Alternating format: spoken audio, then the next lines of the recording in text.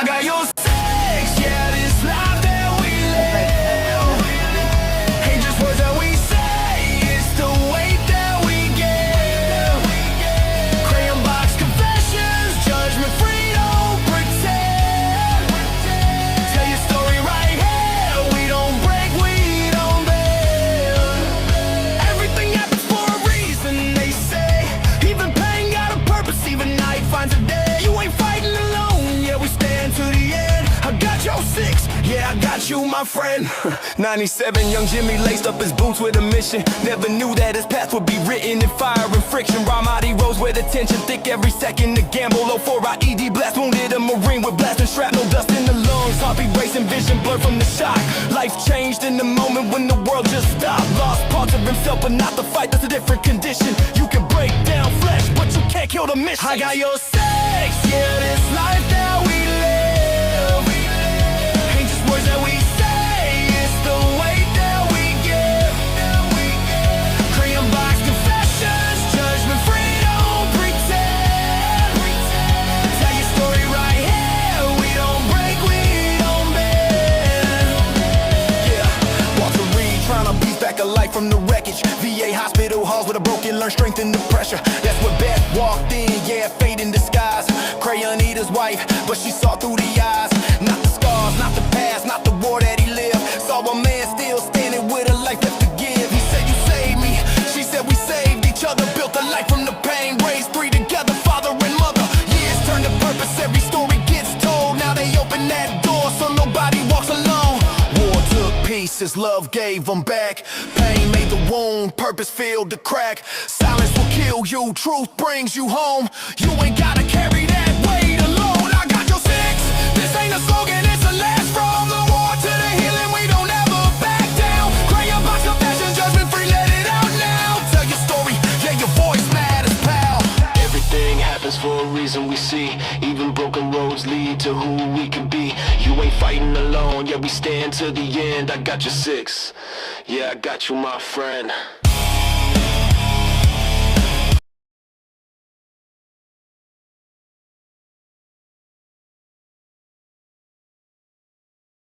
Confessions. My name is Beth King, also known as the Crayon Eater's wife.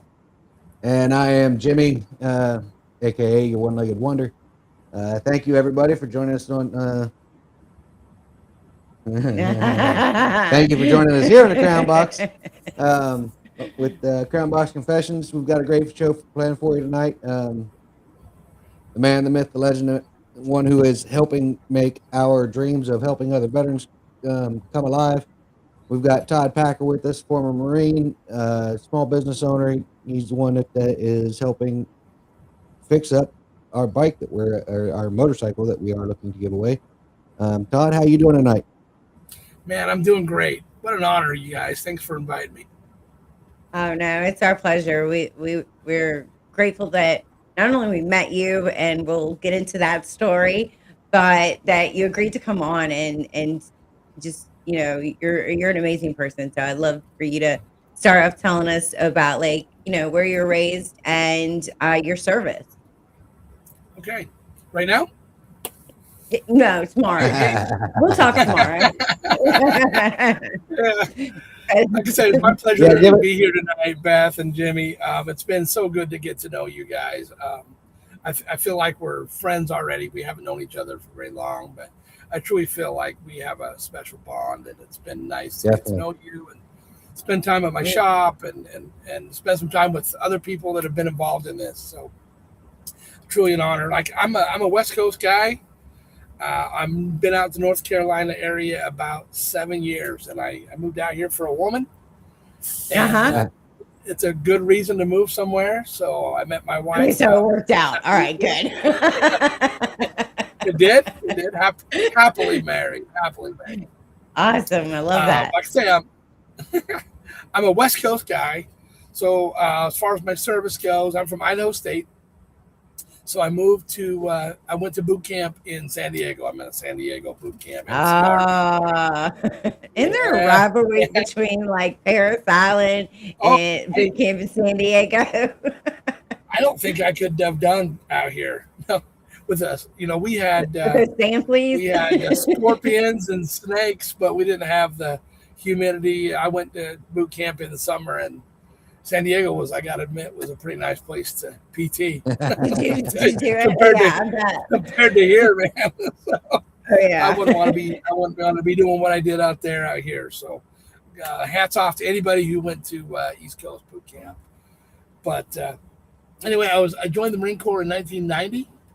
And you know, I've watched a couple of you guys' past podcasts and listened to some of your other guests, and kind of have a lot of the same thoughts and feelings about the Marine Corps. You know, I love the service.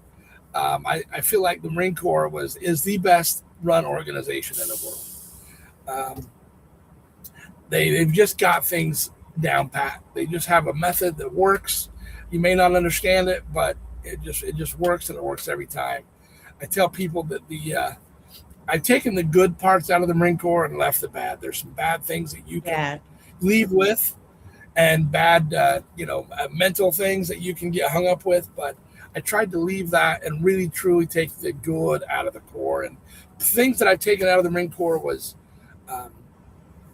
just, if you want something bad enough, you can do it. Things may seem hard, tasks may seem hard, and they kind of make things harder than they have to, and then they build you up, tear you down, and then they build you up, and you can accomplish anything. And there's a method to that has really and truly shaped my life and my career. As far as if I set a goal, it may seem unachievable at the moment, but if you work at it, keep plugging away at it, you'll achieve it. But so I went to. I think one thing I was getting ready to add that one of the things I loved about the military, being a military brat, and so being exposed to different branches, growing up in the Navy, the brotherhood that is in the Marine Corps is like none other. As a whole, it's kind of almost like what special units have. You guys have it if you just have the title Marine. I can be in a room. I've been at Walter Reed and been in a room with 50 different soldiers and have 2 Marines, and they'll find each other every time. But go ahead. I'm sorry. You know how you can tell if there's a Marine in the room? How's that? He'll tell you.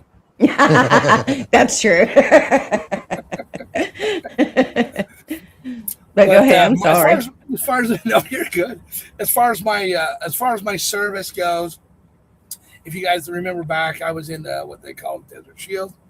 I was in 4th Marines, 4th Tank Battalion, and in early 90s, I think it was around February. No, it was like October. Saddam Hussein actually invaded Kuwait.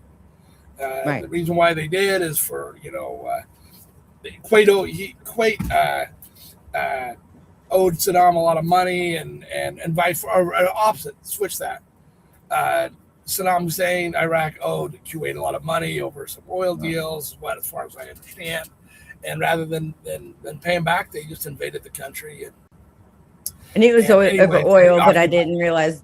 Yeah, I knew it was over oil. I didn't realize that was the reason. They borrowed millions and billions of dollars from Kuwait, the country, to finance a lot of projects, and then it was a shady deal. But that's the reason why I understand why the occupation of Kuwait. So we went over there as far as Desert Shield, and as far as I got out of the I joined the Marines in 1990 in the summer, and went to MCT. And then went to tank school, and while I was in tank school, my unit went to Iraq, so I had to join up with them out there. And it was kind of a baptism by fire, absolutely baptism by fire. Coming out of school right into combat. We started out over there with the M60 tanks. Soon found out that the M60s really sucked in the sand. Really sucked in the sand. So we ended up transferring to the M1A1 Abrams back then, and that became our weapon. And our unit became an A1, an Abrams unit after that. In fact, when we got home, they shipped all those tanks back to us that we had over there, actually back to the United States, and that was it. We were, the biggest. Our company was in the biggest tank and the last big tank battle of I think we'll probably ever have. It was called Operation Reveille engagement. It was about a 3-day engagement with the Kuwait airport. I don't know if you've done any history on that, but it's pretty interesting. We annihilated. It was such an impressive. It was such an impressive engagement. I think we took out over 500, and those Iraqis were in old Russian tanks, and we had our new equipment, and it was impressive. I think we lost 11 tanks, and we took out over 500. Oh wow. Tanks, and our casualties were any casualties as casualty is horrible, but we lost very little, took very little casualties over that. But,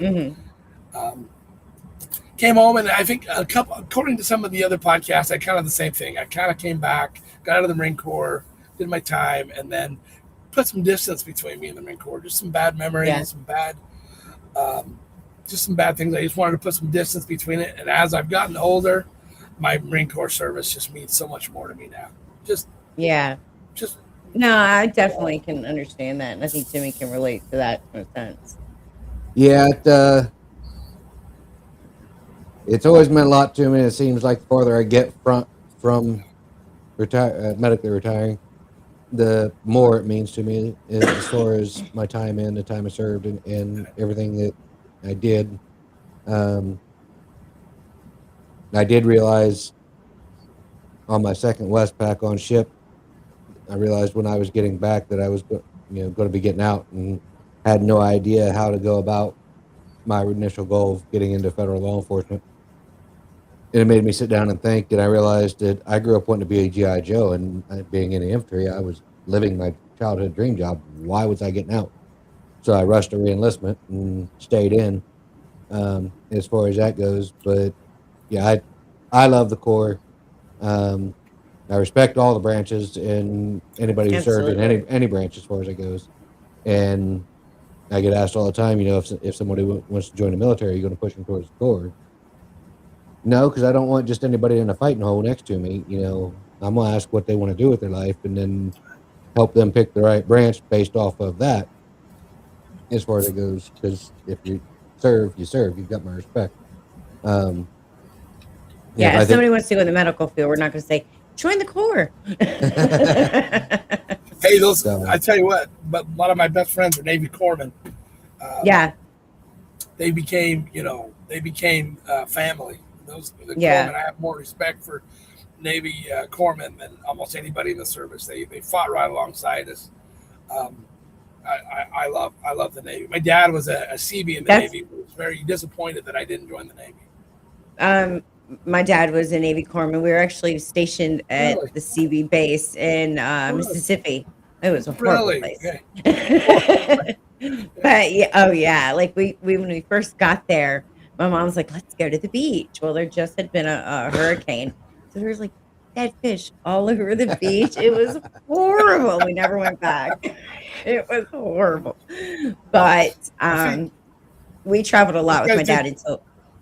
You guys did Port Hueneme? Were you in Hueneme in California? No.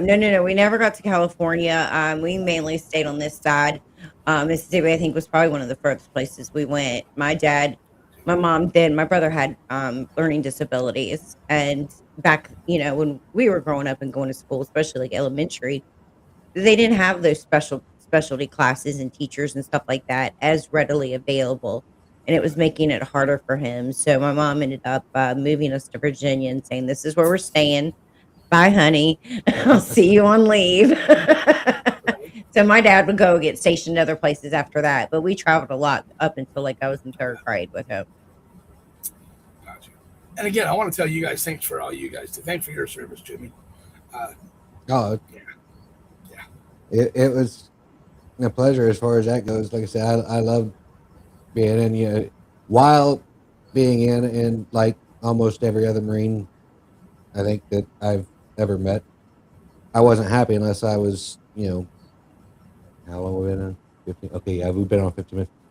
If I wasn't, you could tell how good of a field op it was by how much people were bitching. Yeah. If we weren't bitching, we weren't happy. If there was nothing to bitch about, then something was wrong. But looking back on all the things that I bitched about back then, those are generally the funniest stories now. Right. So. So you got out, and did you stay in California or did you go to Idaho? Which Actually, Fourth Tanks at that time was in Boise, Idaho, at Gallant Field. Okay. In Idaho, it was a joint base with the Air Force and the Army. Actually, Oh, okay. That's where we were stationed at. So I was living in Idaho. I did move to California for a few years with work, but it was well. So they weren't really your unit's tanks; they were the Army's tanks that were temp loaned. Actually, no. Actually, no. They were. Well, that's another whole. That's another whole story about that. Because we got home off of back there, and we had to go with the Army and learn how to run the tanks that we'd been running in the desert before. We had to go to tank school with the Army. That's Yeah, Jimmy was just joking because when they were stationed over in Iraq, basically they had to Our high go back, to the Humvees and the 7 tons that we had. When we first got there, it was high backs, but they'd taken the soft top off, and we had plywood and sandbags was our armor. And our company gunny actually worked out a deal with the one Army base that was left, and had their motor T guys weld in 3/8-inch thick sheet metal to make sidewalls to go across the bench of the back of the Hummers and across the floor of the Hummer, as far as it goes. And then they cut out sheets. They took the soft doors off and cut metal doors out that when you were sitting in the seat, it came up to just under your armpit as far as it goes. Actually, the Humvee I was in when I got hit the day prior, I think it was, had gotten an upper armored windshield. And that was the only thing that saved the A driver. But yeah, when we first got there, it was plywood and sandbags. And, it's kind of like having body armor that's made out of duct tape and 550 cord. So, the Marine Corps does teach you to do more with less now. So that is y'all's motto. That's true. So you got out. Yeah, I got out. I got married. My first wife, good lady. Had a son. I got the best son in the whole world. I do. I've got the best son. I'm proud of him. He lives in Idaho. I'm very lucky because I'm able to travel with work. A lot of my work is still done on the East Coast or on the West Coast, so I'm out. Speaking in of which, you're doing right now. Right. Yeah, I don't drive as much as I used to, but when somebody's right now, I got 2 guys on vacation, so here I am. I'm actually in New Jersey right now. Yeah. Yeah, you're actually you were picking up a part for the guy who introduced us all. Cycle. Yeah. Yeah. Harley part. Yep. That's what we do. So. But yeah, go ahead, Jimmy.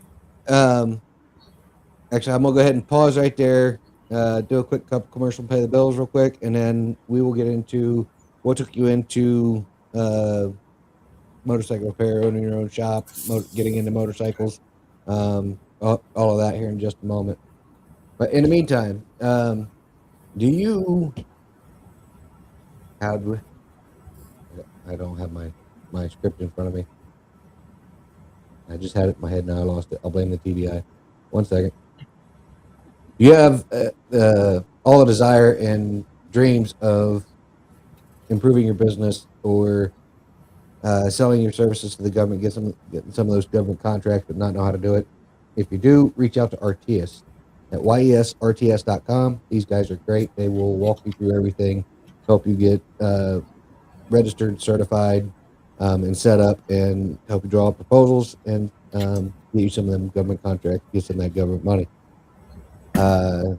They also do a lot of work with website design. They've helped us design our website, redesign our website. They've helped us set up our shop. They've helped us apply for our 501c. Yes. So I can't, sing praises about these guys enough. Anything business related, it would be highly beneficial for you to take the time, set up an appointment, and see what type of services they can offer you for any of your business development needs. Once again, that is YESRTS.com. For anybody who enjoys coffee, I'm going to go ahead and throw a teaser ad out there as far as it goes. We do have a new sponsor coming in. French Settlement Roasting Company has, what did they say, over 25 different coffees. 25, yeah. All organic. All organic, all natural, specialty brewed, all highest quality product as far as that goes. So check them out. It's French Settlement Roasting Company. You can find them on Facebook. You can find them on Facebook. You can find them on the web, French Settlement Roasting Company.com. Yeah, say that 10 times. Yeah. Like I said, this is a teaser commercial because I got to get used to it. We actually are awaiting our package so that I can test their coffee out. I'm going to test out the one they call Jet Fuel and see if it's really as caffeinated as they say it is. So I'm excited about that one. Yeah. But check them out, FrenchSettlementRoastingCompany.com. All right. Bills have been paid for now. We'll pay them again here in a little bit. So what took you into motorcycles besides just the whole inner child? Right. So I grew up riding motorcycles out in Idaho. I'm from Idaho State. Grew up riding motorcycles and just around the woods and a home. You know what I mean? My family owns a big dealership out in California. So we always had little dirt bikes and things to ride around in Idaho. But then life got busy, got going in life. And I'm in the transportation industry. I've been in trucking my whole life. This is the most unhealthy profession you'll ever be in is trucking. It's absolutely horrible. Your long hours just sitting on your ass and snacking. A lot of guys smoke. I've never smoked, but good job. It's an unhealthy. It's an unhealthy profession. Growing up with it, my dad was a truck driver. Long story short, I got out of shape. I just got out of shape. I was unhealthy. I was doing things wrong. So a few years ago, I just decided enough of that, and I thought, I'm going to lose weight now. I'm still a big fella. I'm not going to lie. I'm still a big fella, but I'm a lot smaller than I used to be. So I got in shape. I lost almost 100 pounds. Great job. Great job. I had a lot more energy. With an energy boost, I was doing all kinds of things. I got into backpacking. That was a lot of how I lost my weight is backpacking. A little side story. One way, if you're looking to get into it, I'm also a prepper. I'm a huge prepper. So that's the Marine Corps thing. I love that. I love it. Yeah. I know where to go when shit hits the fan. right. You guys are welcome. You're telling me your little secret.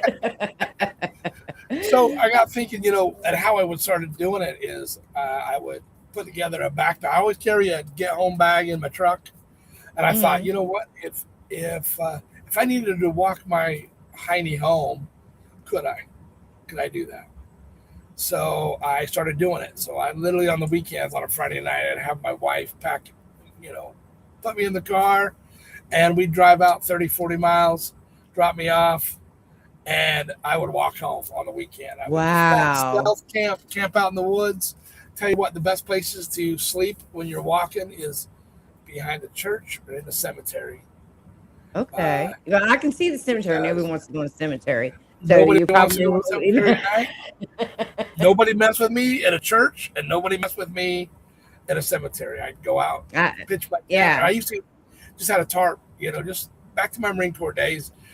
You remember the road humps? We just, the Marine Corps always showed the guys on the posters with their packs on, and they're all smiles and thumbs up. That was never true. That was bullshit. Oh, can we swear? Yes. Yeah, we're past the 12 minutes. Go ahead. And I remember humping my ass off and just being miserable. And there was no happy faces at about 30 miles in. You know what I mean? No, absolutely not. That's what I would do is I'd put my backpack on and I would walk home and camp out in the woods. And that was a big part of it. So long story short, I lost a lot of weight. And my son is actually way into motorcycles, and he's like, Dad, you should buy a motorcycle, and we should start doing trips together. So that got me down on into the adventure part where there's an organization. I'm going to plug it real fast. It's called the BDR organization. It's a nonprofit organization called the Ride BDR, and it is a nonprofit organization. What these guys do is they go out to all the states.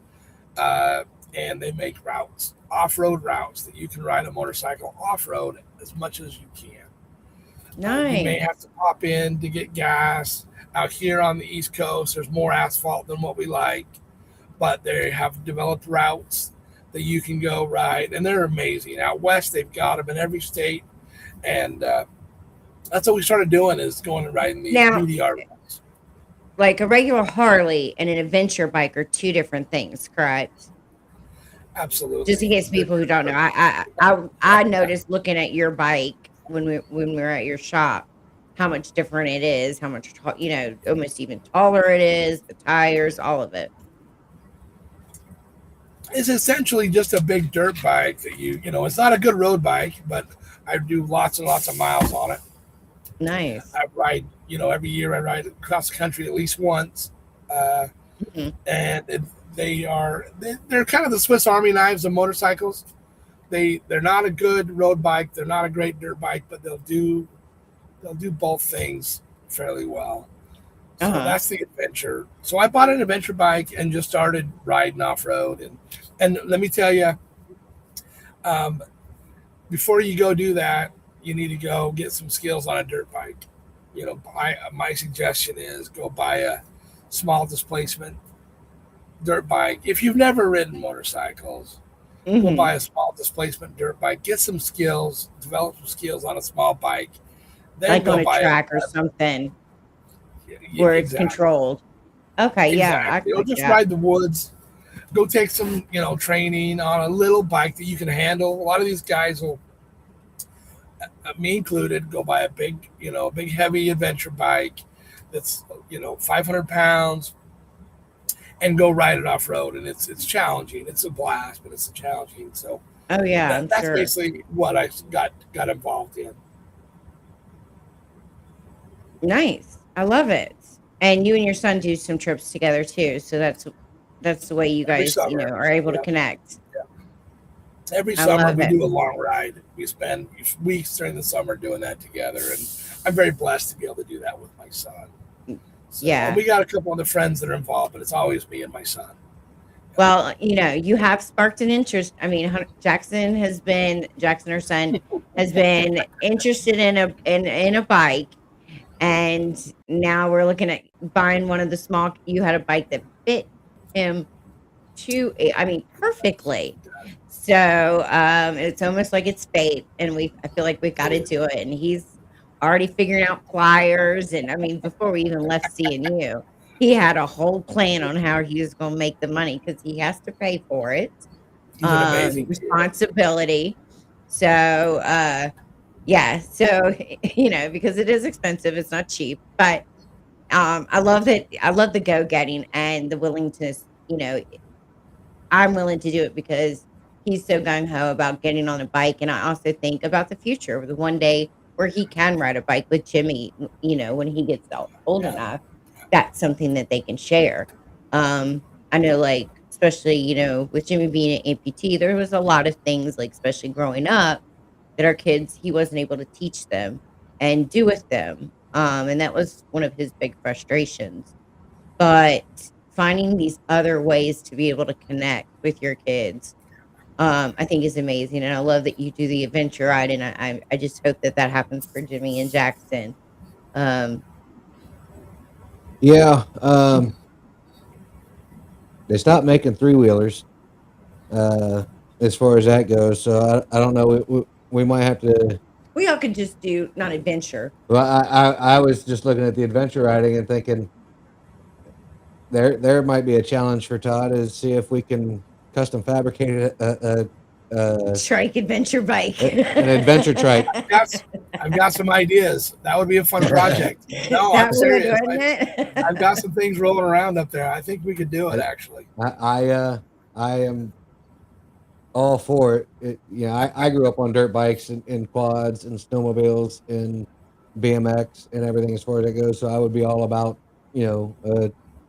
an adventure trike. That would be cool too. That would be. It would be really cool. I am going to take just a second. We ain't got a whole lot of them, but I do want to go back real quick. When we was talking about your time in, Lance McElhaney, hi Lance, had said that he could definitely relate to the trial by fire or the baptism by fire that you was talking about when he left SOI.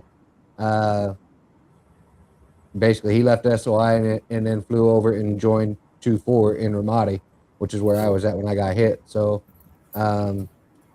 he experienced basically the same thing, get done with school and head straight to war. Yeah. Theo said, killer, hoorah. And then Theo also said, well said, Jimmy King. As I reflect on my time in the Corps, I am thankful for my training and close friends. Outstanding. Lexi joined us. Tisha Tucker has joined us. Hi, Lexi. Hi, Tisha. Lexi said, I'm going to get a Ninja for my first bike. 1,000 L. Nice. Good choice. Good choice. Good choice. Well, one of the things I want to get into is how we met. Just to kind of give a little backstory, we were doing our first sanction event with CVMA, and we were actually able to be one of the stops that they had in their route. And Boone was wonderful enough to let us set up our tent there. And Jimmy, take it away. Much love to CVMA 1514 Country Roads. Absolutely. Our local chapter and all our CVMA family throughout the states as far as it goes. Love y'all. We were the bonus stop as far as it goes, but we got lucky because Boone was doing his 2-year anniversary, so we had a live band out there. We had it was our tent with us, spot. and so we had some shade and had a lot of people walking around that weren't necessarily part of the lemonade run that we were doing, but they were there to help. So we got a chance to talk to a lot of people, and I went up to thank Boone for letting us set up there, and also just to kind of tell him who we were as a nonprofit. Crown Ranger's Wife 1775. Told him how I had gotten my motorcycle, and that had motivated our state representative Alan Chesser to donate his bike to us and what we were looking to do with it. And he let me know that I guess the mechanic he keeps there at the shop with him is really only works on Harleys.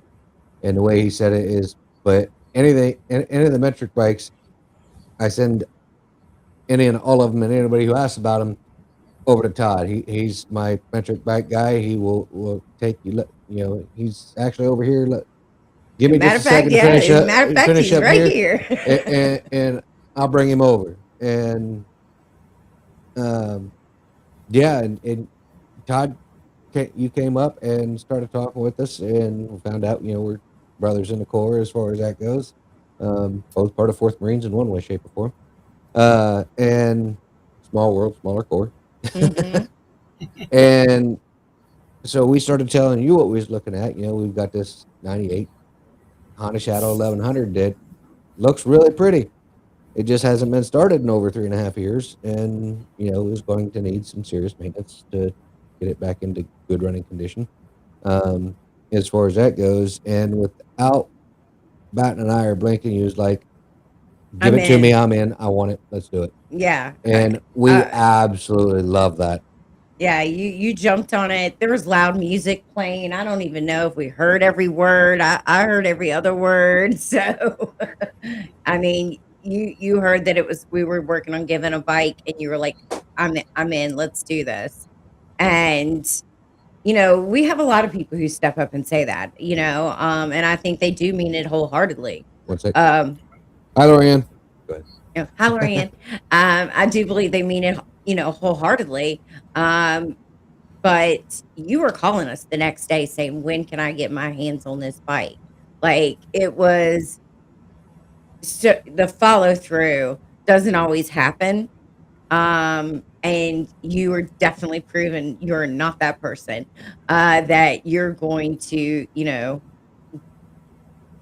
I was amazed because you had so many ideas, way more than what, we were thinking. Just fix it up and, do a little maintenance, get it rideable. And you're like, "No, we got to do this, this, this. Let's It's make like we need to this do a paint a job or a whole new wrap. bike." We got some great ideas on some quote unquote custom saddlebags. Well, I won't give all the secrets away. Yeah, We got to yeah, we're not giving leave a all the little bit of secrets surprise. away. But yeah, it was beyond just the, well, hey, let's change the oil and throw some gas in it and Yeah, jump the battery and call it good. Yeah, there's actual care there, which one speaks to your dedication in wanting to help us, but it also, in my opinion, speaks to the type of person you are and the type of business you run, in the aspect of, you're not just, if you're going to do something, you're going to do it right, not just, okay, well, this will get by.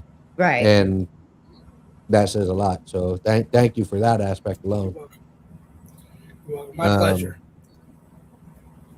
Yeah, we're We're super obviously excited. super excited. And So, like, you've yeah, gotten your hands on it. What are you thinking so far? So again, go backtrack just a little bit. I've known Boone. I get all kinds of bikes coming to my shop. So how I met Boone was, I was working on a guy's Indian, beautiful bagger Indian, and that is a different beast. It is. Yeah. It's they look very similar to a Harley, but they are actually Polaris. So then I was giving the guy a bad time that had the Ooh. Indian. I'm like, "That's not an Indian, that's a Polaris." And he's like, "No, it's not. It's an Indian." And I'm like, "No, it's a Polaris." But Boone doesn't work on Polarises. What is it? Polaris, Indian, not Triumph. What's the other one? They stopped making them, but they stopped making them in favor of the Indian. But what's the other one? Victory. Oh, Victory. Yeah, Victory. Yeah. But beautiful yeah, bike. they were all Polaris. Yeah, beautiful bike. I mean, it's a gorgeous bike, and I was doing a whole bunch of work to it. And I tapped into Boone to see if he could help me out with some of the wiring. And he's like, "No, I can't." But that's how I got to know. That's how I got to know him, and found out that he does a little adventure bike riding, and needed me to tune his KTM. And anyway, we've just developed a friendship. And like I say, if somebody comes in his shop, I do zero advertising. It's just me. I'm a small shop. It's just me. I don't advertise. Boone does. He's got a good location, and people just stop by, and I get 4 or 5 bikes a week that call me up that Boone sent me. So that's amazing. Real quick shout out. He's great. One, I didn't scroll back far enough, but she did say hi again. Hi, Shannon. Sorry, I didn't mean to disclude you as far as it goes, but glad you're here watching the show. And Matthew Hawthorne. Thank you for joining us. So that's how I got to know Boone. We were doing a anniversary party at Boone's place, just hanging out. I was thanking Boone, brought him some moonshine, and did you get a flavor or something? Apricot moonshine. I'm telling you. Apricot. Okay. Good stuff.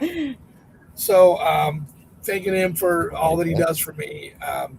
In fact, his tire machine broke down at his shop the week prior, and he's been coming to my shop doing tire work. So we have a great relationship back and forth. That's awesome. That's awesome.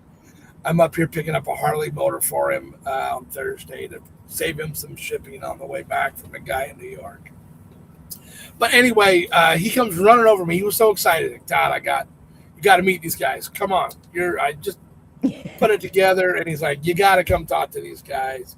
So I met Jimmy and Beth, sat down. Like I say, it was loud, but I felt like just an instant connection. In fact, talk about the shade, but we were sitting there and the wind picked up and blew the shade over in the middle of the parking lot. Picked our tent up. We all jumped up, except Jimmy. Jimmy's sitting in the parking lot.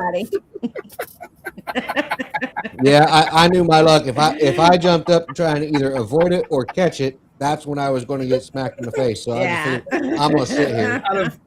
Out of all the canopies that went, ours was the only one that went. Ours was the only one. But it was funny. But it was fun. And nobody got hurt. So that was the important part. So we just made that connection. Like I say, I was super excited about the opportunity. It's a project that's near and dear to my heart. One, I'm a Marine. Two, I love giving back to the community. I love if I can do something and give my time to help somebody out, pay it forward. You guys talk about that. Yeah. And it's honestly how we've tried to live our lives, because we have been so blessed in different ways, and we can never pay those things back. And so this is our way of paying things back, is letting somebody else, another veteran, feel what it's like to be blessed in one way, shape, or form. And I don't know about you guys, but I'd like to keep doing this. I'd like to keep doing this. I want us to be a one and done. I'd like to do this one, and I know we've got it's amazing because we've talked to a few people, just sharing the story and sharing how amazing you were to fix our bike up and help us do this, and partner up with us on this. We've actually got another bike on its way that was given to us. It's the exact same bike, different color. Yeah. And 1 year older. Mm-hmm. So instead of 98, it's 97 Honda Shadow 1100. It's actually the bike you brought me is a 93. Oh, is it a 93? It's a 93. We're going up. I was told it 98. Okay, so so it's 93. I ended up, pulling the VIN on it. I did I'm sure you needed to for the parts. It's actually built in 92, but it's got a 93 VIN. Okay. Well, we've got a newer bike. We've got a newer bike then, so we're upgrading. No, and this bike is awesome. I'm excited about it. I jerked that windshield off. I've changed everything. I hated that. I did not like it. Man, the minute I pulled that off, I'm like, okay, this bike is cool. I knew from the beginning that the windshield had to go. We'll give it away with the bike. You know what I mean? They can slap it on. Put it back on if they choose. But it looks way cooler without the windshield. But well, I think with some of the things we thought about, I think maybe a short black one might look really good. Yeah. And we maybe just modify that one a little bit and make that one. Yeah. But we're going to chop it down no matter what, because it's hideous. But it is. I agree. I got a couple of things I've got a battery for it. I bought a battery. And I say, we're going to do a fundraiser. I know we're working with Boone. We're going to do a fundraiser. I'll get with him this week and you guys, and we'll do a setup. I think we're looking into a lot to try to do it. We played some dates. We don't have anything written in stone. As soon as we do, we'll let everybody know. But we're looking into do it in the middle of July, and we're going to raise money, and all of the money from our merchandise and my subscriptions on Facebook, all of that's going towards that as well. And we have raised some money already. So, let us know. Keep us in touch with this stuff because we do have money to give you.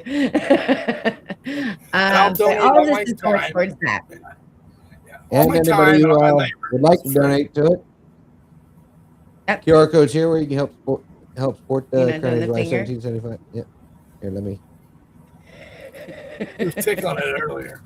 I'm stroking the QR code. Ooh, ladies, check it out.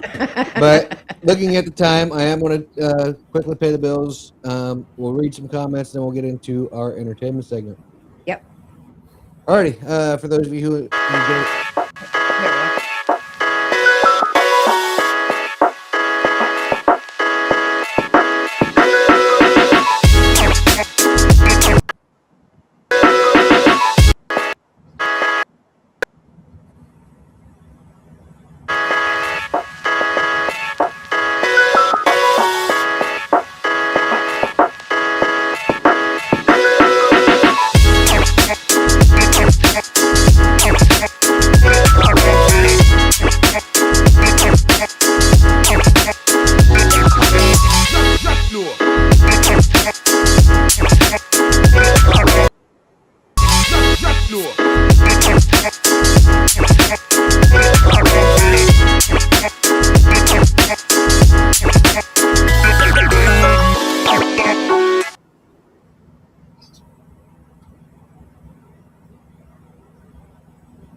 And there's our merch. There's our merch. So if anybody, if you like any of the products that you've seen, and I think there may be a few others, there's definitely other colors for all the merchandise that you've seen. You can scan a QR code. I got to get used to this. Right over my shoulder. Or head over to cw1775.org, click on shop, and you will see a whole array of hats, ball caps, t-shirts, women's v-neck t-shirts, hoodies, zip-up hoodies. We've got a cool flask and a cool coffee cup. And soon we'll have our own coin up too. And soon we'll have our own challenge coin on there as well. Yep. Any and all proceeds raised from the sales at this point in time are going directly into helping fix this bike up, as far as that goes. Or if you would like to donate to the bike, you can head over to cw1775.org, click on the donate button, and in the drop down selection you can actually select exactly what you would like your donation to go towards. So click on the motorcycle program and we will get it. Yeah, because fingers crossed our puppies might be pregnant. Yep. So we just found that one out. Hopefully. Yeah, we're giving away a service dog as well. Sorry, Todd. We have somebody who's gonna who's breeding and going to be raising and training them, and give it to one of our members from Crown Eaters Wide. That's great. Alrighty. For those of you who are avid energy drink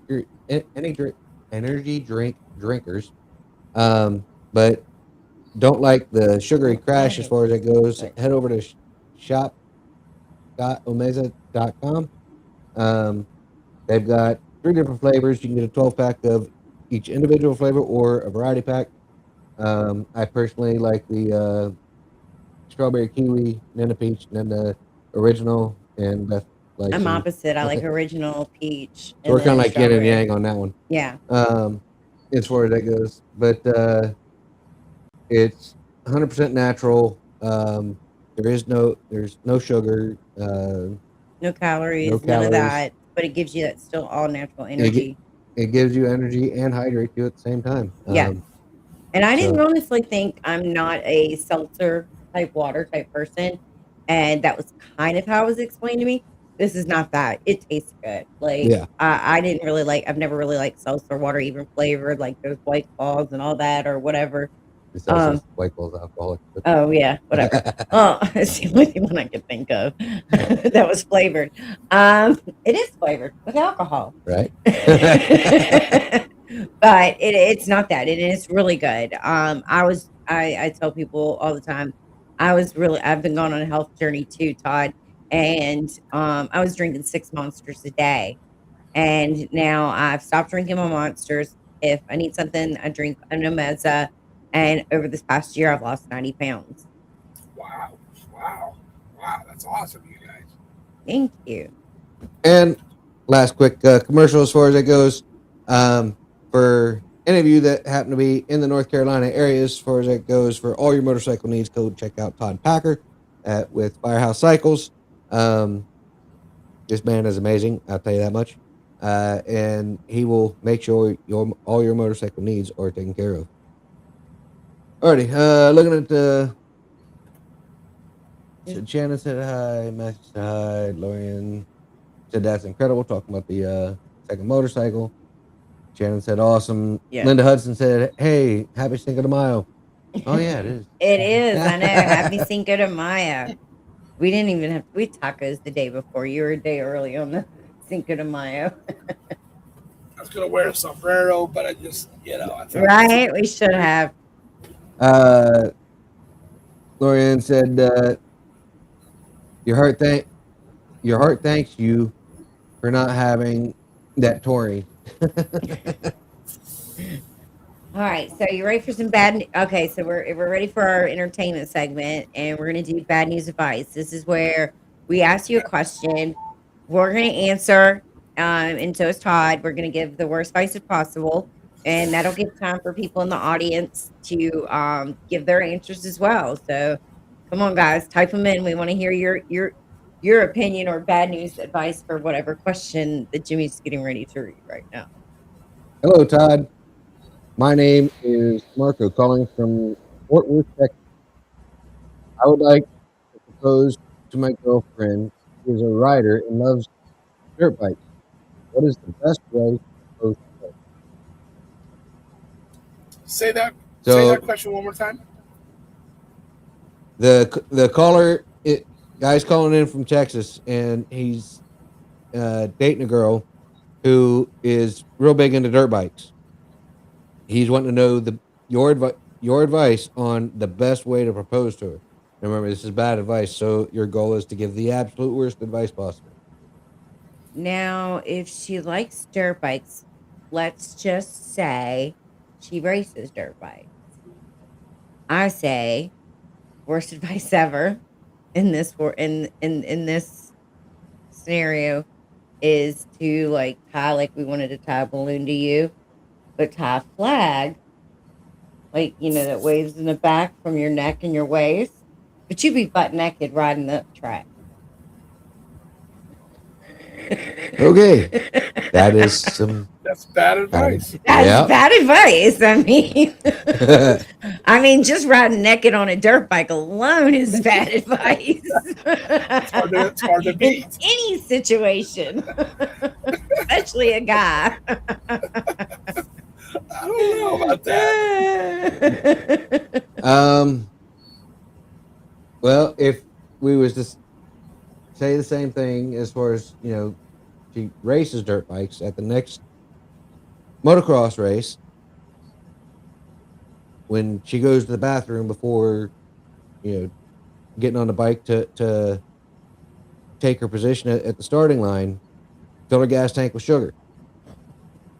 Now when the bike when the bike stalls out and stops running and everybody else goes taking off because the light turns green and the little things drop down or whatever, as far as that goes, use that time to run out butt ass naked, drop down to one knee, and be like, I put sugar in your tank so I could propose. Destroyed your bike so I could propose. I was getting ready to say that. But make sure the ring is just a piece of yarn tied to a knot. Oh, God. So she can't even trade the ring in to fix the bike. Oh, no. Make it a chain. Steal the chain off of her motorcycle to make a ring out of it. That's actually a pretty cool ring. Yeah, I know, but not for a girl, probably. Well, maybe. Todd, what do you got for us? What's your bad advice, Todd? I would say, take her to a dealership.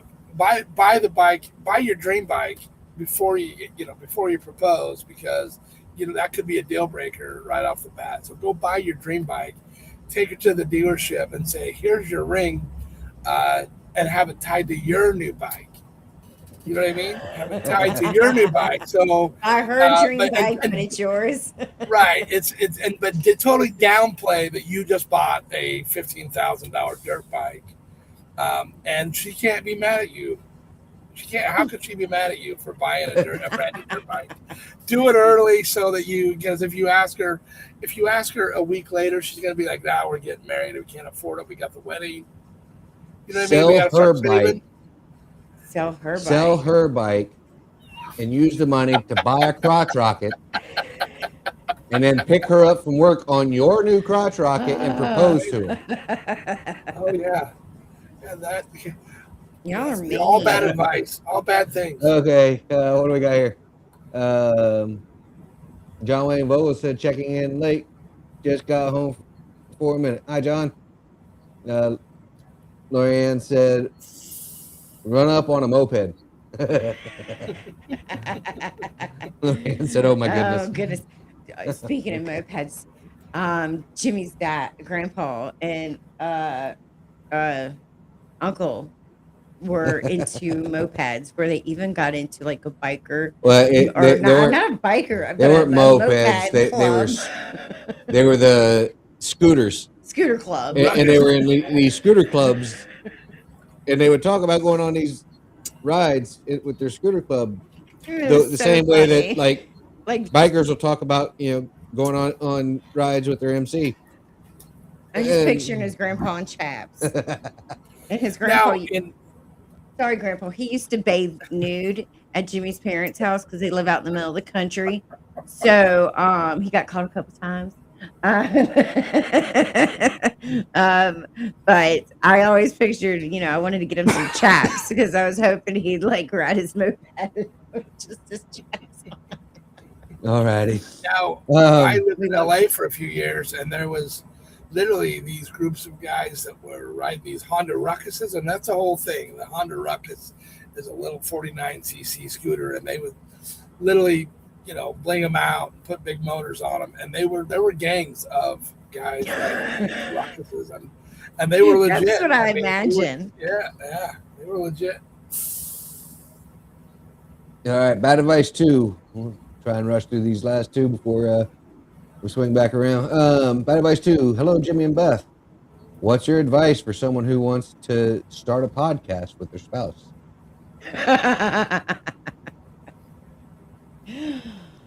Bad advice. Go first, Jimmy. I gotta think about this one. First and foremost, you need to cancel your internet service and find a company that has dial-up. Go back to dial-up internet. Find a way to rig that dial-up internet to an old Commodore 64, and then just record your podcast on the little handheld tape recorders. Every time your spouse goes to talk, cut them off. Oh, there you go. Wait, See? Does that happen? I never cut you off, Jimmy. I always let you talk and talk and talk. Yes. Yes. You do. Gosh. Make sure that you, in order to build your audience, make sure you flirt with all the men. Because if they're insecure, I think that would help.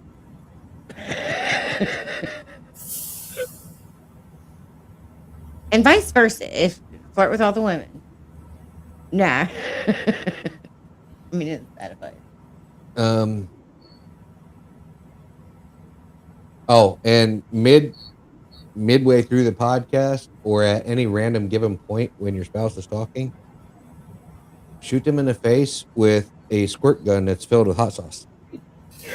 They will truly appreciate the fact that you're trying to spice things up. All right, Todd, you got any bad advice? Because you do have, now that's something we didn't talk about, but you have a YouTube channel. You have your own show that you do. And you did a little clip with Jimmy explaining everything. What's your bad advice on starting a podcast or doing a YouTube show? Probably just be really inconsistent. Do one every month. Don't have a topic, but don't ever talk about that topic. Talk about everything else besides, so that the algorithm doesn't know exactly where to send your video. And you'll be successful. Yes, successful. Absolutely. I love it. Does anybody answer? In response to your bad advice, Beth, Lexi said, "What's your definition of flirting? Because nowadays you get accused of flirting simply for having manners." LOL.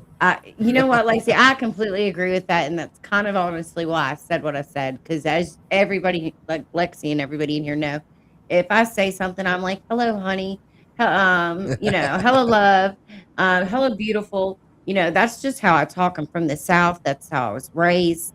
My mother was a Southern belle. So I'm just used to talking that way. And people will think I'm flirting with them. And we don't have the issue, but we know. We don't have the issue. We know everyone else has the issue.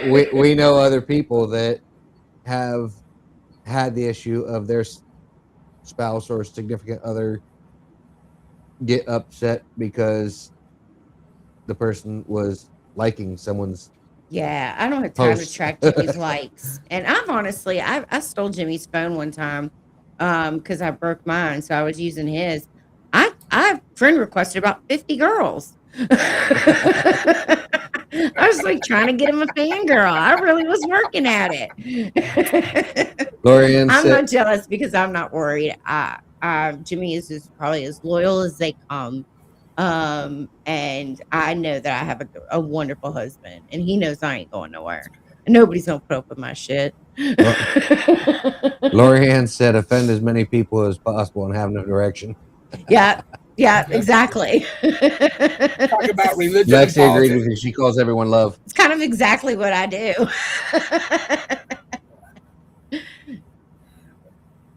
What it was that Lexi said, "Yes, I call everyone love."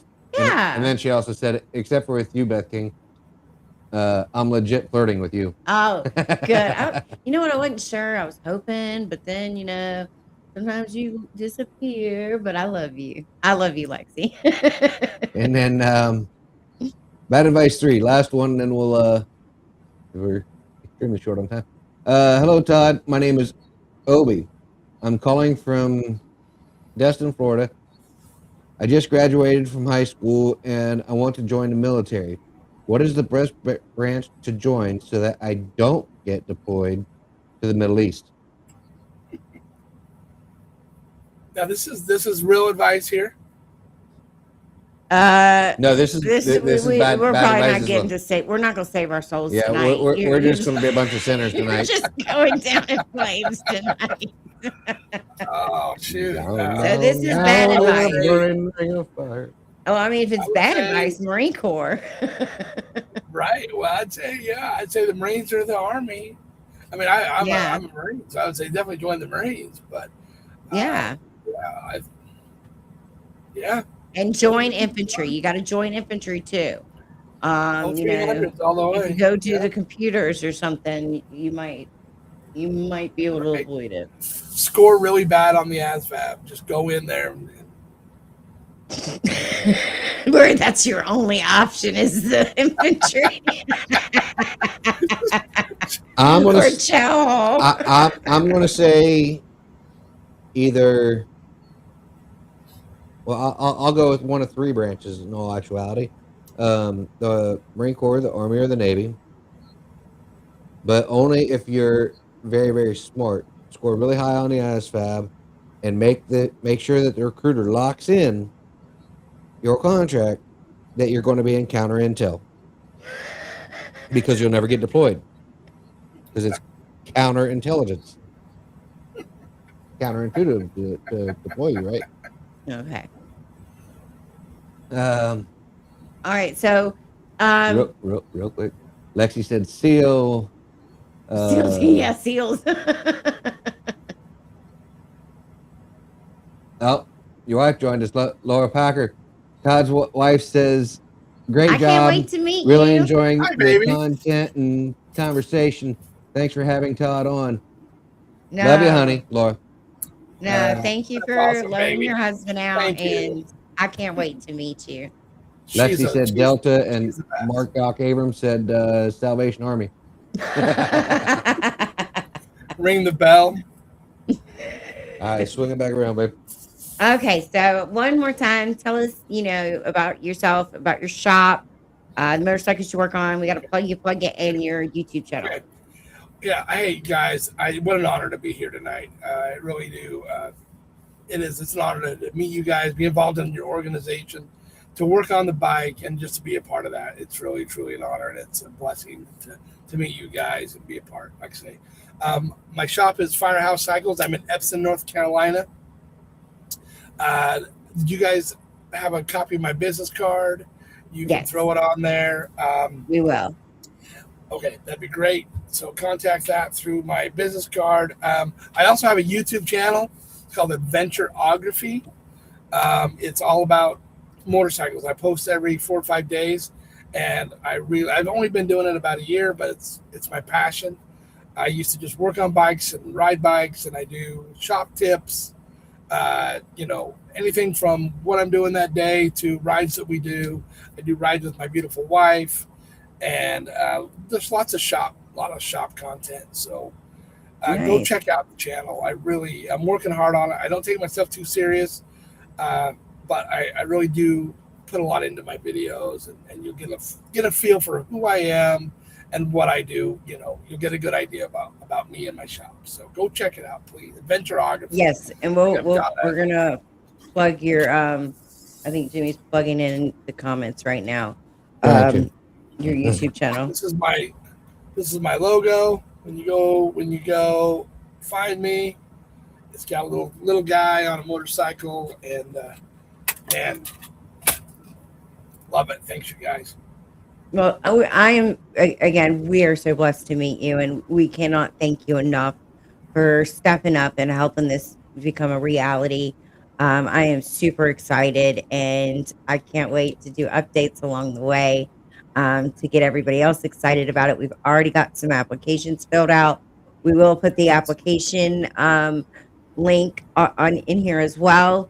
Please fill out the application. And you can also, if you know a veteran who's deserving, you can, what's the word? I was typing. Sorry. What? You can put somebody's name. You can suggest somebody's name. Nominate somebody. Yeah. I couldn't think of the word. Sorry. Squirrel. But yes, you can nominate somebody to receive this bike if you know a deserving veteran. Just fill out the form. We will have a panel of at least 5 to 6 people that are going to be voting on it. And so, fill out this application, please. Yeah, if you're nominating somebody, that was one thing I probably should have put on the form myself. But if you're nominating somebody, there is a section where it'll ask for a typed out answer on what wind therapy would mean to you. In that section, when you're typing it out, you can say, I'm actually filling this form out in nomination of. And what you think wind therapy will do for them, and the struggles, maybe some of the struggles that they're having that you think why it'll help. So Yes. yeah, definitely just fill it out. And we want to make sure that this is not a one-time thing. It looks like it's going to be more than once. So I'm excited. I can't wait. And I'm so grateful to partner up with you and Firehouse Cycles. Me too. All right, guys. Crayon Box Confessions. We want to say thank you for joining us. Todd, thank you for coming on the show. To all our viewing audience, thank you once Thank you, again. We guys. love you. Join us again next Tuesday for another great show. We love you and good night. Good night. Thanks.